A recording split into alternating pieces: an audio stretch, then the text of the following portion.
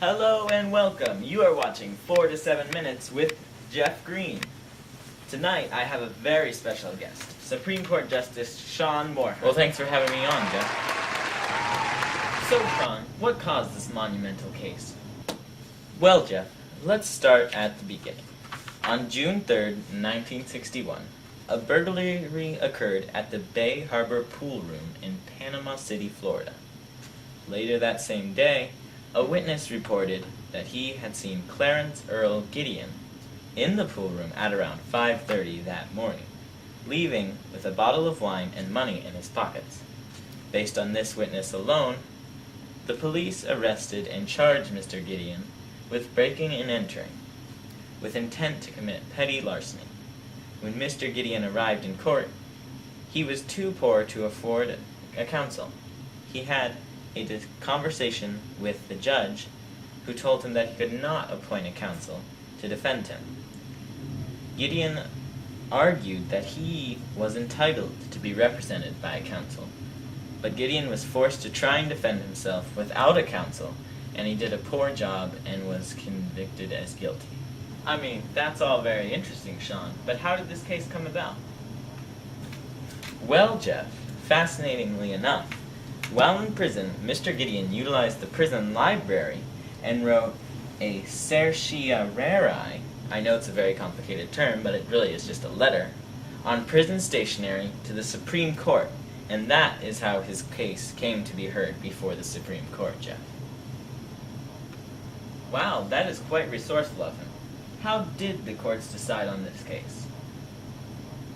The court's decision, which I agree with entirely, was delivered in Justice Hugo Black's opinion. His opinion said that the court held that the right to the assistance of a counsel was a fundamental right, essential for a fair trial, thereby emphasizing procedural safeguards needed for the due process of the law that we have in our great country. This decision is a bit of a federal mandate, though, from the government, because the states were not given money to pay for these lawyers. But I think it's still a necessary step. Additionally, there was no need for a referendum for the general public because the Supreme Court simply decided the case with no outside help needed. There was no real controversy in this case because many people believed that this is what should be done.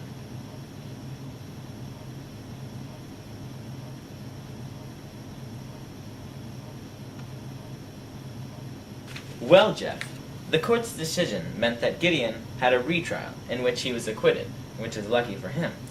More importantly was the effect on the courts, though. The state's old way of a fair trial system has been discarded in favor of a set of procedural guarantees. These guarantees originate from previous constitutional Sean, what are the amendments. implications of this? And I really think How do you think this it'll whole affect us? process has shown cooperative federalism because of the state and national governments working together so well to solve this issue. Additionally, it clearly demonstrates how we justices hold the Constitution to be the highest law in the land, like in the Supremacy Clause.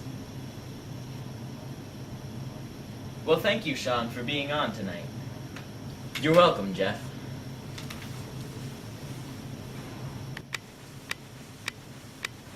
That's all for today on 4 to 7 Minutes. Join me again next week, and good night.